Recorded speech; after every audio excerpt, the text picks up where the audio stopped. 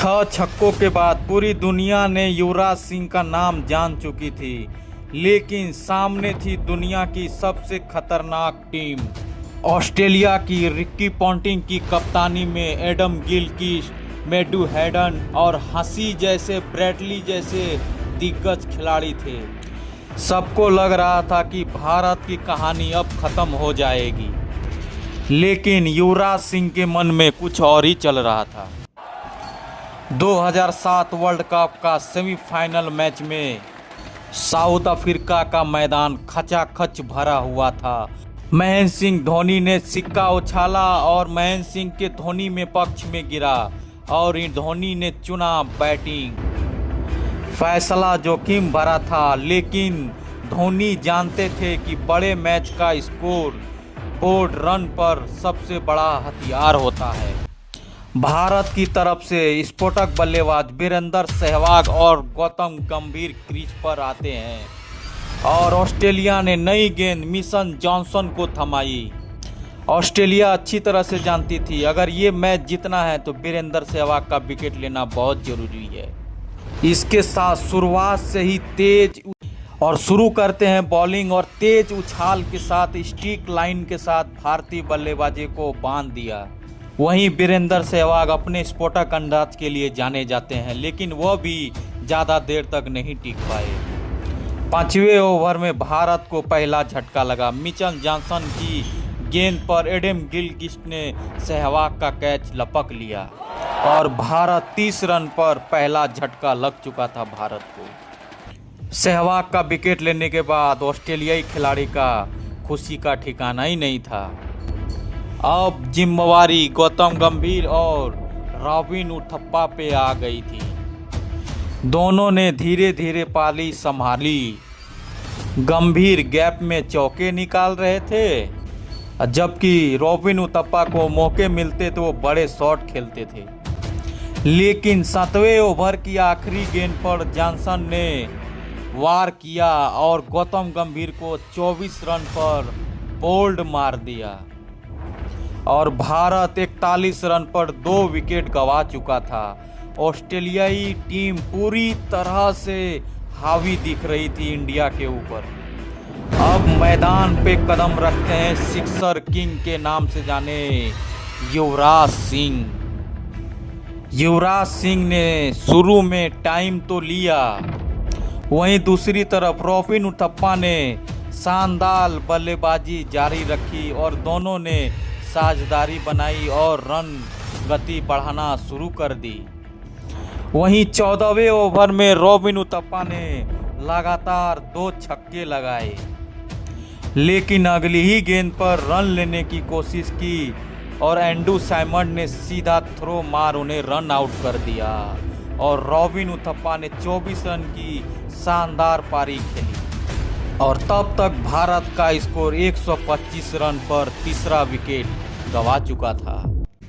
अब क्रीज पर आए MS धोनी और यहीं से पूरा मैच बदल गया। अब युवराज सिंह ने अपना बैट का धागा खोलना चालू कर दिया। युवराज ने ब्रैडली, नाथन और जॉनसन जैसे गेंदबाजों पर हमला बोल दिया। कवर ड्राइव, फुल शॉट और फ्लिक और छक्के लंबे लंबे छक्के, हर तरफ सिर्फ युवराज सिंह का तूफान दिख रहा था। ऑस्ट्रेलियाई कप्तान रिकी पॉन्टिंग बार बार फील्डर बदलते रहे, लेकिन युवराज सिंह नाबाद रहे और युवराज सिंह ने मात्र 30 गेंद में 70 रन ठोक दिए, जिसमें 5 गगनचुंबी चौके और शानदार स्ट्रेट ड्राइव छक्के शामिल थे। और बॉलर की अगली गेंद पर फिर युवराज सिंह ने एक लंबा प्रहार करने की कोशिश की। आखिरकार माइकल क्लार्क की गेंद पर शॉट लगाने के चक्कर में युवराज सिंह कैच आउट हो गए, लेकिन तब तक भारत पूरी तरह से यह मैच में लौट चुका था और अंतिम ओवर में महेंद्र सिंह धोनी ने 18 गेंदों पर 36 रन नाबाद बनाए, जबकि रोहित शर्मा ने अंत में तेज रन जोड़ते हुए भारत को 20 ओवर में 188 का विशाल स्कोर खड़ा कर देते हैं भारत। लेकिन क्या ऑस्ट्रेलियाई जैसी टीम के लिए 188 रन काफ़ी थे? अब बारी आती है ऑस्ट्रेलिया की। एडम गिलक्रिस्ट और मैथ्यू हेड क्रीज पर आते हैं और भारत ने नई गेंद श्रीशांत को सौंपी। दोनों ओपनर ने पहला ओवर संभाल के खेला। दूसरे ओवर से आरपी सिंह ने शानदार लेंथ लाइन से दबाव बनाए रखा दोनों बल्लेबाजों पे। तीसरे ओवर में श्रीशांत ने गिलक्रिस्ट को उछाल भरी गेंद फेंकी और गिलक्रिस्ट ने शॉट खेलने चाहे, लेकिन टाइमिंग नहीं मिली। गेंद हवा में गई और रॉबिन उथप्पा ने आसान कैच पकड़ लिया और गिलक्रिस्ट सिर्फ 7 रन बनाकर आउट हो गए। ऑस्ट्रेलिया को पहला झटका लगा। अब कप्तान रिकी पॉन्टिंग मैदान पे आते हैं। आते ही चौकों की बारिश शुरू कर दी। दूसरी ओर मैथ्यू हेड ने भी अपना अंदाज दिखाना चालू कर दिया। छक्के और चौके लगाने शुरू कर दिए थे और कुछ ही ओवर में ऑस्ट्रेलिया ने यह मैच पकड़ बना ली। ये दोनों का बल्लेबाजी देखते हुए धोनी ने तुरंत स्पिनर को गेंद थमा दी और गेंद सीधे हरभजन को हाथ में थमा दी। हरभजन ने फ्लाइट और टर्न दोनों से बल्लेबाजों को परेशान किया। फिर आया अहम पल। मैथ्यू हेड ने बड़ा शॉट खेलने निकले, लेकिन गेंद सही तरह से बल्ले पर नहीं आई। हेड 62 रन की शानदार पारी खेलकर आउट हो गए और भारत को इसी विकेट की ज़रूरत थी और इस विकेट के साथ भारत इस मैच में अपना पकड़ बना लिया।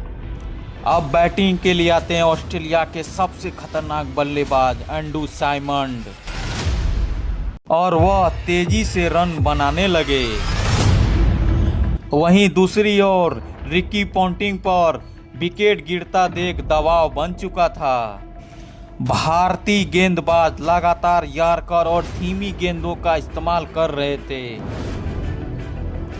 और इसके बाद बॉलिंग करने आते हैं इरफान पठान ने शानदार गेंदबाजी करते हुए रिकी पॉन्टिंग को विकेट ले लिया। पॉन्टिंग ने मात्र 26 रन बनाकर पवेलियन लौट गए और ऑस्ट्रेलियाई टीम को बड़ा झटका लगा। अब यह विकेट लेने के बाद भारतीय खिलाड़ी के ऊपर चेहरे में मुस्कान लौट चुकी थी। अब ऑस्ट्रेलिया की ओर से नई जिम्मेवारी मिलती है माइकल हसी को।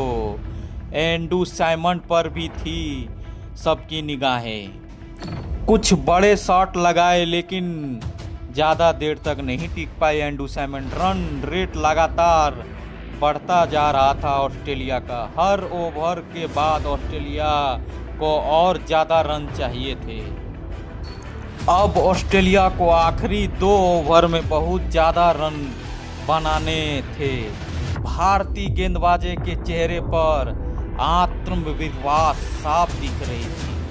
वहीं एक और ऑस्ट्रेलिया विकेट पे विकेट गिर रहा था और भारतीय गेंदबाजों ने शानदार वापसी की और खुशी की लहर नहीं रही। अब यह मैच देखते ही देखते आखिरी ओवर में पहुंच गई। आखिरी ओवर में जीत के लिए 6 बॉल में 20 रन चाहिए थे। आखिरकार ऑस्ट्रेलिया ने कोशिश तो की, लेकिन भारतीय गेंदबाजों ने कोई मौका नहीं दिया। ऑस्ट्रेलिया जैसी टीम को भारतीय टीम ने बड़े टूर्नामेंट में खदेड़ दिया और उसका घमंड भी चकनाचूर कर दिया। ऑस्ट्रेलिया ने मात्र 20 ओवर में 7 विकेट पे 173 रन ही बना पाई। अब पूरे स्टेडियम में खुशी का ठिकाना नहीं था। पूरी स्टेडियम झूम उठी। MS धोनी ने युवा खिलाड़ियों के साथ जश्न मनाना शुरू कर दिया था, क्योंकि ऑस्ट्रेलिया जैसी टीम मजबूत टीम को हराकर भारत पहली बार T20 वर्ल्ड कप फाइनल में पहुंची थी। लेकिन इस मैच का सबसे बड़ा हीरो रहे युवराज सिंह। उन्होंने सिर्फ 30 गेंद में 70 रन मारे और 5 चौके 6 गगनचुम्बी छक्के लगाए। जब मुश्किल वक्त में थी टीम, तब युवराज सिंह ने अकेले मैच का रुख बदल दिया। कई लोग बोल रहे थे कि भारत को ऑस्ट्रेलिया नहीं हरा पाएगी। आप इस युवराज सिंह के पारी के बारे में क्या कहना चाहेंगे? आप हमें कमेंट में ज़रूर बताएं और हमारे चैनल को सब्सक्राइब ज़रूर करें और लास्ट में भारत माता की जय ज़रूर बोले। जय हिंद।